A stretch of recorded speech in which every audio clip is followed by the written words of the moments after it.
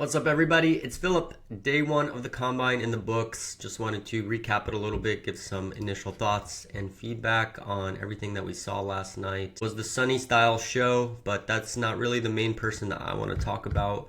Everybody kind of knew that he would test like a freak. Didn't know it would be that freakish, but I think the biggest takeaway for me from last night was just Jacob Rodriguez. Like, what am I missing about Jacob Rodriguez? He literally has checked every single box throughout the process. The character's through the freaking roof. This guy's like to the T, captain, leader, former quarterback, converted into a linebacker, production maniac.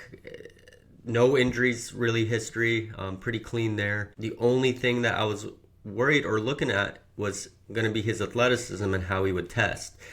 Going into last night, he was a number, I think, 20 on our big board, which I thought was like, wow, this guy's a lot higher than most. That's why you'll see the little green gem icon that we're doing on players that we're a little bit higher on than most of maybe the consensus, mocks or big boards out there might have a player. So anyone that we're like probably much higher on, you're going to see that little green gem graphic. But when it comes to Jacob, we had him at 20, and it was one of those things where it's like, probably when he tests, he'll kind of regress back to the mean and everything like that. Well, he didn't. In fact, he only went up. And I think he's now up to number 9 on the board. He put on a show yesterday. 9.52 RAS score.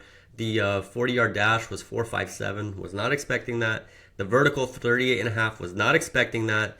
And the agility drills, this guy was nuts. 6.90 on the 3 cone was crazy, but even more than that, I think I saw a tweet from Brett Coleman that he did the drill 10 times to try to get under 7, which again shows how much of a competitive maniac he is. So this is a guy that really needs to be a lot higher. I mean, I don't know what I'm missing.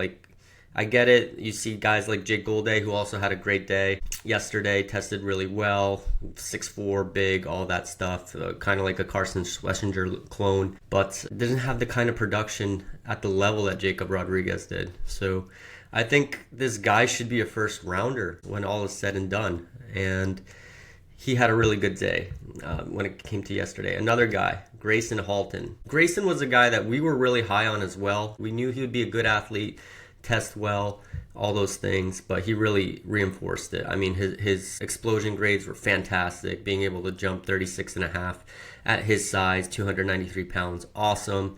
Ran a good 40-yard dash. This is another guy who's probably going to rise, and really impressed with what he did on that day. Really liked what I saw there. Probably the most surprising guy, and I haven't watched any of him really in detail yet, but Demonte Capehart. Demonte was a 9.97 RAS score, 4.85 40, did really well. Didn't have the type of production in terms of when we went back and did our analytics stuff that you would expect from somebody as explosive as him.